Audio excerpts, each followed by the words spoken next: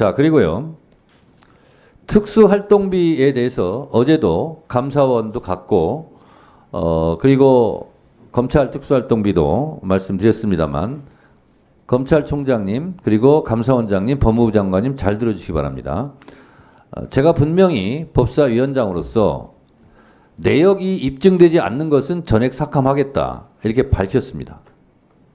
그러면 앞으로 여러분들이 어떤 과정을 거치게 되냐면요. 국정감사가 끝나고 장경태 예산결산위원장이 내역이 입증되지 않는 것은 전액 삭감할 겁니다. 그러면 국민의힘 의원님들이나 아니면 법무부나 감사원이나 뭐 이런 데서 전체 예결특위에 증액을 시켜달라고 요구할 겁니다. 그러면 어찌어찌 그렇게 될 수도 있겠죠. 그러나 그것은 반드시 국회법 제84조에 의해서 법사위원장의 동의를 구해야 됩니다. 그게 필수사항입니다. 제가 동의할 리가 있겠습니까? 그러면 법사위 예산결산위원회에서 전액 삭감하면 살릴 방법이 없습니다. 다시 한번 제가 말씀드립니다만 특수활동비에 대해서 살리고 싶은 부분이 있다면 영수증 제출해서 내역을 입증해 주시기 바랍니다. 예결소위에서. 그렇지 않으면 소명이 되지 않는 것은 전액 삭감하겠다. 명절 떡값 그리고 대전지검 서산지청에서 썼듯이 주유소, 대형마트 왜 특수활동비를 그런 데 씁니까? 이런 것은 전액 삭감하겠다는 겁니다. 이 점 명심해 주시기 바랍니다. 검찰총장님, 법무부 장관님 할 얘기 있습니까?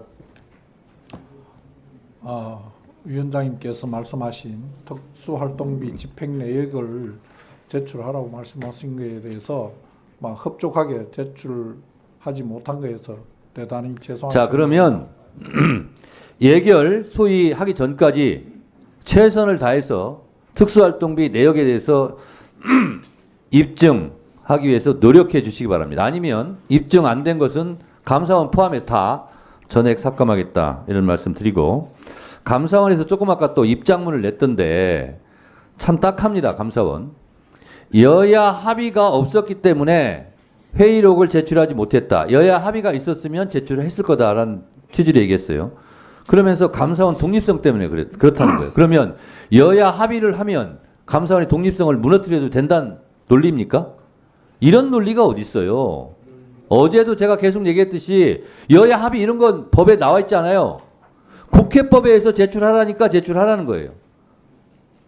스스로 눈을 찌르는 그런 허무맹랑한 논리를 말씀하시는데, 국감이 끝나고 적절한 시기에 감사원 개혁안에 대해서 법사위 차원에서 토론회를 개최하도록 하겠습니다. 그때 나와서 또 하실 말씀 있으면 하시기 바랍니다. 자, 이상으로 질의를 마치고요. 오늘은 저녁 시간 없이 계속 재보충 질의를 하도록 하겠습니다.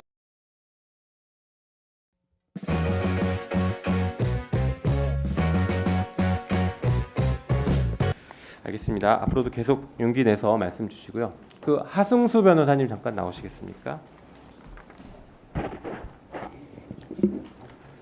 네, 그 특활비 문제가 계속 되고 있는데요. 잠깐 자료 한번 보시죠. 자, 아까도 뭐 마약 수사 얘기가 잠깐 나왔는데, 마약 수사와 관련된 특활비는 2024년 기준으로 2억 4,800이고 2023년 기준으로 2억 7,500입니다. 그런데 특활비를 이 마약 수사와 관련해서 쓰지 않고 다른 곳에 썼거나 아니면 쓴 것에 대한 결산을 이 마약 수사 얼마 썼다라고 결산하지 않는다라고 하면 법 위반 아닙니까? 그렇습니다. 그 특수활동비는 용도가 매우 제한되어 있는 돈이기 때문에 네. 용도 외로 사용하면은 업무상 횡령이나 특가법상 국고손실죄에 해당될 수 있습니다. 네. 그거 말고도 이제 특활비 문제를 오랫동안 제기하셨고 자료도 많이 확보하고 소송에서 승소를 하셔서 그렇게 했는데, 보니까 몇 가지 문제점이 있습니다. 말씀드려 볼게요. 특수활동비와 관련된 공공기록물을 무단으로 폐기했다는 의혹이 있고요. 실제 확인하시죠, 그건? 예. 뭐 목적이나 용도에 맞지 않게 특활비를 오남용했던 것, 그리고 현금 저수지를 조성해서, 그러니까 불용액을 영원으로 처리하면서 현금 저수지를 조성했다라는 것도 직접 확인해서 밝혀내신 거고요. 그다음에 정보공개 청구 소송 당시에 특수활동비 자료 부존재라고 하면서 법원에 허위 답변을 했습니다. 1분 더 주시면 마무리하겠습니다. 자, 이런 것들이 각각 범죄에 하지 않나요? 어떻게 보십니까? 다 범죄에 해당이 됩니다. 그리고 특히 이제 네. 자료 무단 폐기라든지 뭐 세금 오남용이라든지 또 법원에 허위 공문서를 작성해서 행사한 부분들은 명백한 범죄에 해당한다고 생각합니다. 네, 보니까 뭐 그 기록물 무단 폐기나 공용서류 무효, 업무상 횡령, 국고손실죄 등등 아니면 허위공문서 작성죄, 행사죄 이런 것들이 다 있는 것 같습니다. 네. 혹시 여기에 대한 법적 조치를 취한 것은 있으신가요? 지금 이제 자료 무단 폐기 같은 경우는 고발을 했는데 네. 검찰에서 불기소 처분해가지고 지금 대검찰청의 재항고 사건이 예. 계류 중에 있습니다. 자, 우리 지금 옆에 계신 검찰총장, 심우정 검찰총장도 이 특활비 문제에 대해서는 자유롭지 못한 분이에요. 실제 법무부에서 근무했을 때도 특활비를 다루는 역할을 했었고, 뭐 검찰 과장도 했고 기조실장도 했고 하면서 특활비를 직접적으로 다루는 일들을 했습니다. 혹시 조사하신 자료 중에 우리 검찰총장과 관련된 자료들이 있었나요? 그리고 문제점 제기한 게 있나요? 심우정 총장님 같은 경우는 서울 동부지검장 시절에 어쨌든 뭐 특수활동비를 명절이나 연말에 몰아쓴 부분들이 문제가 됐었고, 그리고 사실 지금 재항고 사건이, 그러니까 자료 무단 폐기에 대한 재항고 사건이 대검찰청에 계류 중인데, 저는 이제 좀 담당하고 있는 검사님이 또 예전에 대검찰청 정책기획과정을 하면서 관련성이 있는 분이라 가지고 적절한 사건 배당인지 좀 의문도 가지고 있습니다. 예, 그 검찰 특수활동비 예산이 내년에 저는 전면 삭감이 되는 것이 국민들을 입장에서 필요하다고 생각합니다. 지금 대검찰청이 아직도 정보 공개를 거부하고 있어서 지금 2건의 정보 공개 소송이 추가로 진행 중에 있고, 그리고 앞서 말씀드린 것처럼 수많은 세금 오남용 사례들이 이미 드러나 있는 상황입니다. 따라서 검찰이 정말 기밀 수사에 쓰고 있다는 걸 입증하지 못한다면 저는 내년도 특수활동비 예산은 전액 삭감되는 것이 타당하고, 특수활동비가 아니더라도 사실 특정 업무 경비라는 예산을 통해서 충분히 수사에 사용할 수 있기 때문에 특수활동비는 현재 상황이라면 저는 전면 삭감하는 것이 타당하지 않을까 생각합니다. 네. 수고하셨습니다. 윤재순 증인과 관련해서 제가 그동안 찾았습니다. 민사소송법 제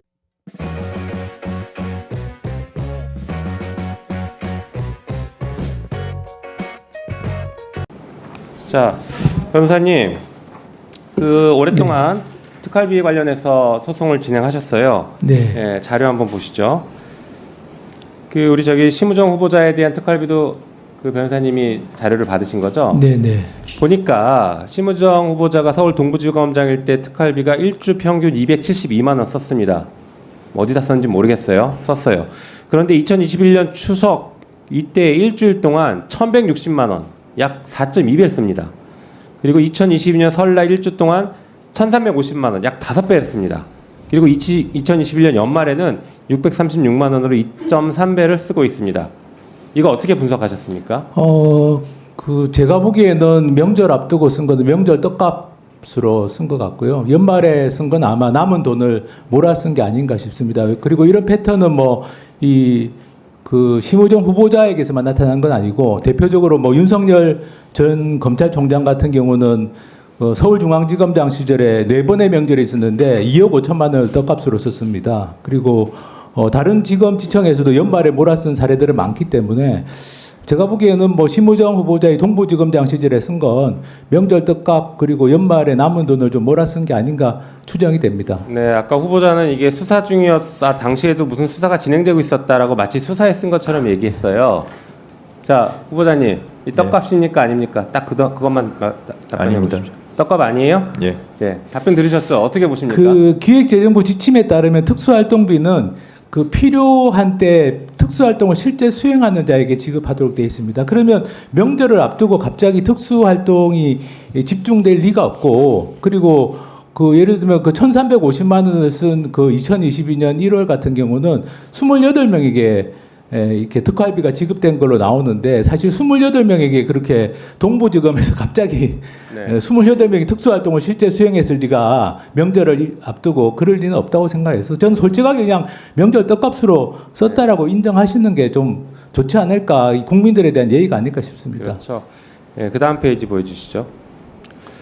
그리고 실제 검찰 예산이 이렇게 됩니다. 특활비 뭐 70억, 80억 이렇게 예산이 책정되지 않아요. 보시는 것처럼 첨단 범죄 디지털 수사와 관련해서 2022년엔 1억 2,200만 원, 검찰 수사 지원엔 5억 2,200만 원, 형사부 등 수사 지원 50억 7,400만 원 이런 식으로 예산이 편성되거든요.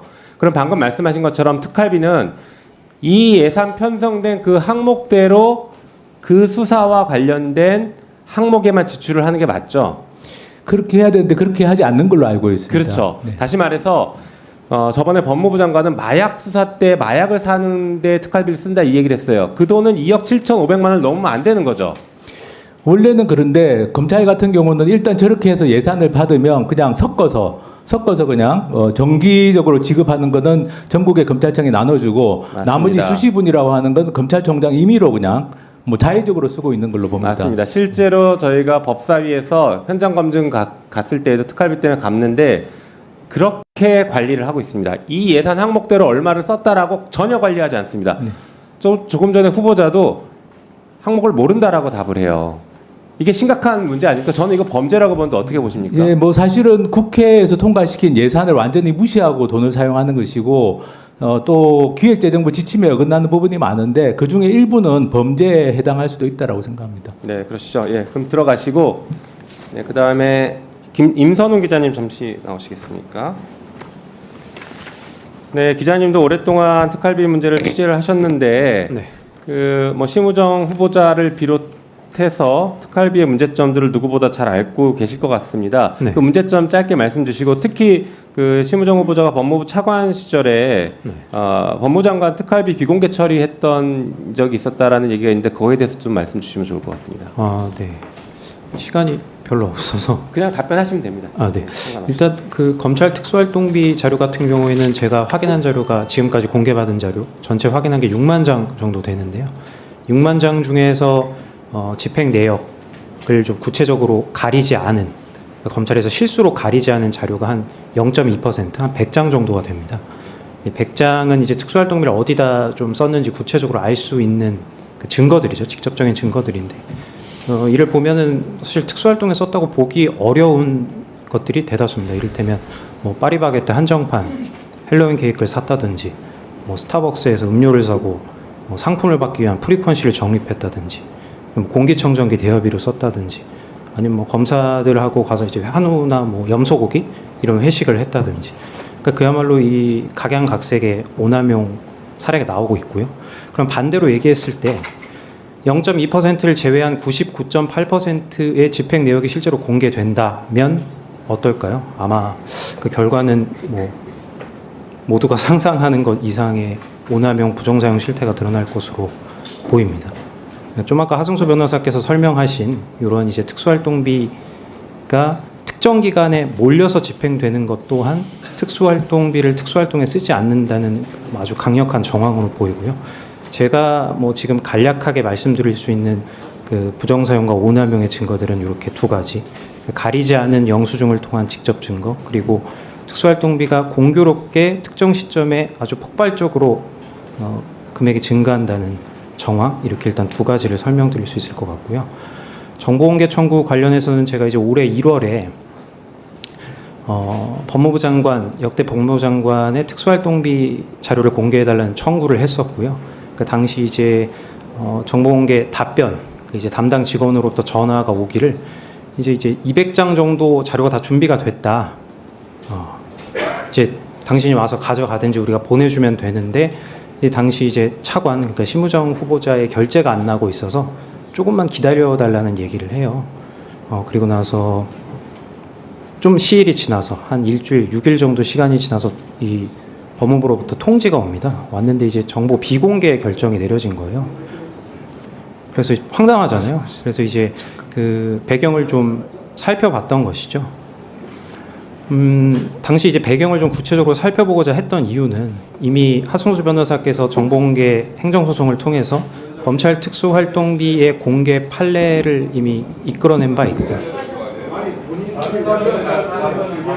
취재한 내용을 우리가 들을 필요가 뭐 있어요? 아주 중요한 증거 내용인데요. 네. 새로운 내용이라. 네. 예. 그럼 참고인께서 네네. 예, 한 3, 40초 내로 마무리해 주시죠. 예. 네, 알겠습니다. 뭐 아무튼 그렇게 해서 이제 정보 공개가 비공개 통지된 것을 뭐 배경을 좀 살펴봤고, 뭐 법무부 내부 직원으로부터 일종의 뭐 증언 비슷한 것을 들을 수 있었는데, 당시 이제 법무부 장관의 특수활동비 자료가 공개되는 것을 기화로 해서 이 검찰 내에 법무부에 이제 파견되어 있는 엘리트 검사들이 주로 속해 있는 검찰국이라든지 이런 곳에 특수활동비 자료가 연쇄적으로 공개되는 것을 좀 우려한 것 같다라는 취지의 답변을 들었고, 그 내용으로 당시 이제 비공개 결사 결정에 뭐 국민의 알 권리나 이런 부분들은 좀 등한시되어 있는 것이 아닌가, 뭐 그런 의혹을 뭐 갖고 있어서 관련 내용을 뭐 기사화한 적이 있습니다. 네, 알겠습니다. 예, 김영민 의원 수고하셨습니다. 네, 잠깐 다음은 답변 드려도 되겠습니까? 주진우 위원님, 예, 질의해 위원장님, 주시기 제가 바랍니다. 잠깐 답.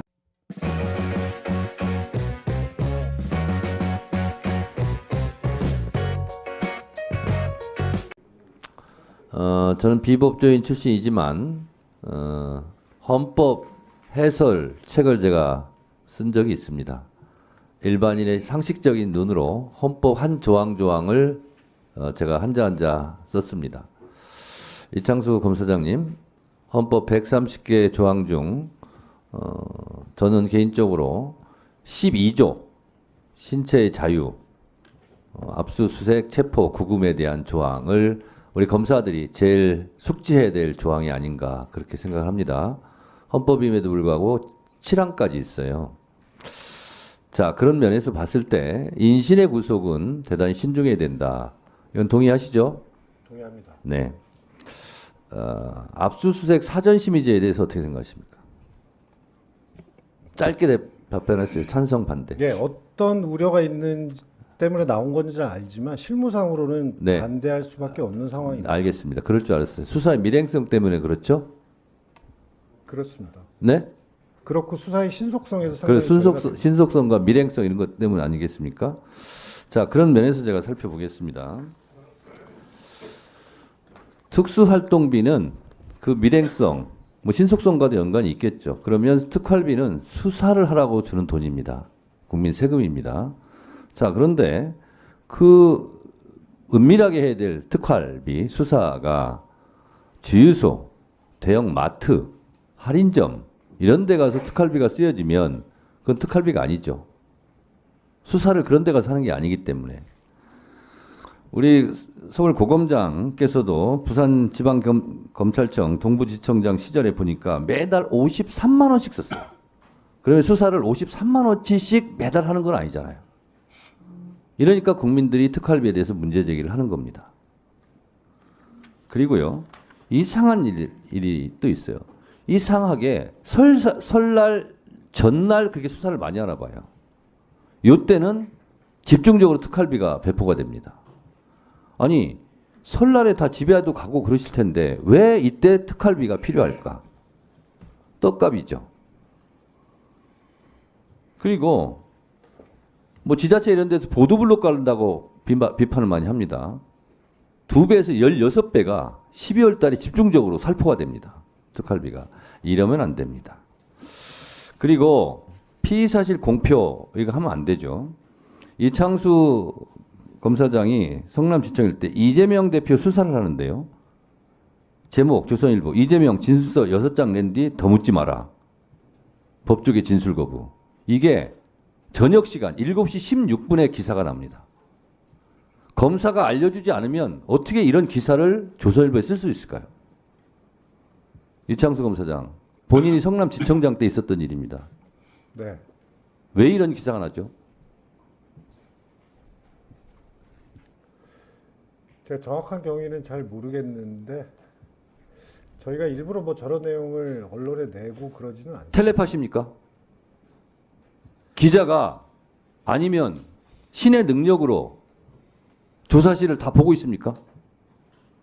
이렇게 하지 마세요. 할 말 없을 겁니다. 이재명 대표가 성남지청의 조사실에서 있는 거예요. 7시 16분에 이 기사를 써요. 그러면 7시 정도에 이런 내용을 검사로부터 전화를 제보를 받았다는 얘기예요. 피의사실 공표죠. 피의사실 공표 5년 이하의 자격정지, 3년 이하의 징역입니다. 검사도 잘못하면 수사받고 기소되고 재판받고 벌 받아야죠. 이거 징역 3년이에요. 앞으로 검찰에서 이런 짓 하지 마시기 바랍니다. 그리고 특활비는 수사에만 쓰기 바랍니다. 주유소에서 대형 마트에서 이런 데 쓰지 마세요. 떡값으로 쓰지 마시고. 이번에 특활비는 수사에 쓰고 있다라는 걸 입증한 것만 저희가 예산을 통과시킬 생각입니다. 그거는 미리미리 대비하시기 바랍니다. 이상입니다. 위원장님, 제가 아까 그 저에 관련된 부분이 나와서 짧게 좀 한 말씀 올려도 되겠습니까? 한 말씀 하세요. 네. 그 제가 뭐 매달 제출됐다고 아까 뭐 50몇만 원 말씀하신 부분은 제가 지금 정확히 어떤 내용인지까지는 기억이 나지 않습니다. 하지만 항시적으로 그 소요가 되는 부분 중에서 최소한의 부분을 매달 집행하는 부분이 있어서 아마 그렇게 지출이 되지 않았나 싶습니다. 자, 여기 사례는 아닌데요. 네네. 공기청정비, 그 월세, 이런 걸로 내고 그래요. 그런 거는 특활비를 하지 마시라고. 네, 이런 거는 예산으로 하시라고요. 일부 잘못 집행된 청에서는 그 교육이나 환수 같은 조치를 했고 앞으로 그런 일이 없도록 철저히 관리할 예정인 것으로 알고 있습니다. 앞으로 그러지 말라고 얘기하는 거예요. 네네. 네. 그리고 그 아까 연말에 집행된 부분도 이게 무슨 떡값이나 이렇게 지출된 건 없고 그리고 정해진 삼겹살 이런 거 용도대로 사 먹지 지출한 마시고요. 겁니다. 네. 자, 그 정도 하시고요. 오늘 국정감사와 관련하여 저를 비롯하여 박균택, 조배숙, 서영교, 김승원, 송석준 위원님께서 서면 질의를 하셨습니다. 서면 질의에 대한 답변서는 일주일 이내에 우리 위원회와 해당 위원에게 제출해 주시기 바랍니다. 서면 질의와 답변서의 내용은 오늘 국정감사 회의록에 게재토록 하겠습니다. 오늘 서울고등검찰청 등 11개 검찰청에 대한 국정감사에서 위원님들께서 주로 다음과 같은 사안에 대해 질의와 지적을 하셨습니다. 먼저 어제 서울중앙지검의 김건희 여사 주가 조작 혐의 불기소 결정과 관련하여 많은 의원들의 질의와 질타, 지적이 있었습니다. 검찰이 정치적 중립성과 공정성을 잃고 부실 수사로 일관하였다는 비판과 함께 검찰이 충분히 수사했고 법리와 증거에 따라 객관적으로 결정했다는 엇갈린 주장과 평가도 있었습니다. 그 외에도 현재 진행 중인 검사 탄핵소추의 필요성 및 정당성에 대한 논의와 함께 서울고검과 수원고검 및 산하지청들이 담당하고 있는 주요 사건에 대한 철저하고 중립적인 수사를 촉구하는 주문도 있었습니다. 한편 피해자 의사와 상관없는 소위 기습공탁에 대한 법원과의 협의 및 대책 마련 필요성, 소년 범죄에 대한 선도 조건부 기소 유예 제도 활성화를 위해 범죄예방위원회 전문성 제고 필요성 및 인권 친화적 수사 관행 정착 필요성 등 형사사법 정책 개선을 위한 지적과 당부도 있었습니다. 위원장이 개인적으로 한마디를 당부드리자면 성인지 감수성이란 말은 많이 들어보셨을 겁니다. 권력인지 감수성이라는 말을 혹시 들어보셨는지요?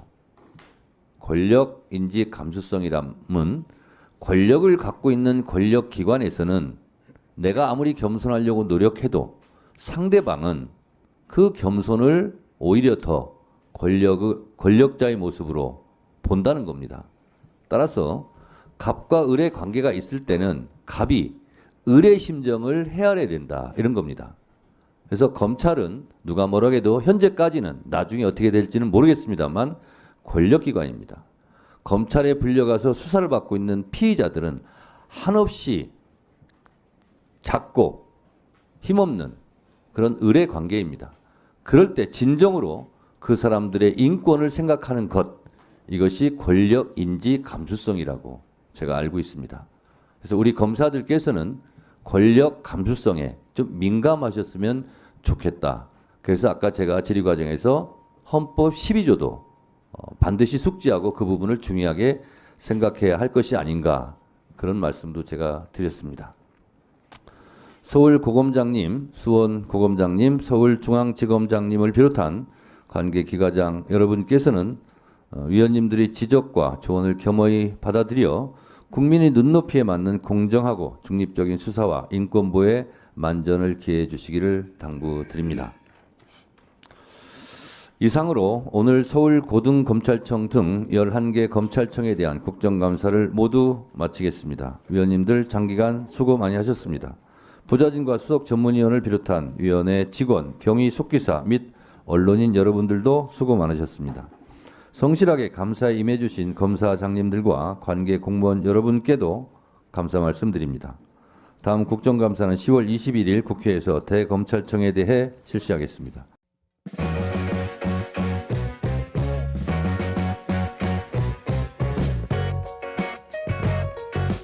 나오면 질의하도록 하겠습니다.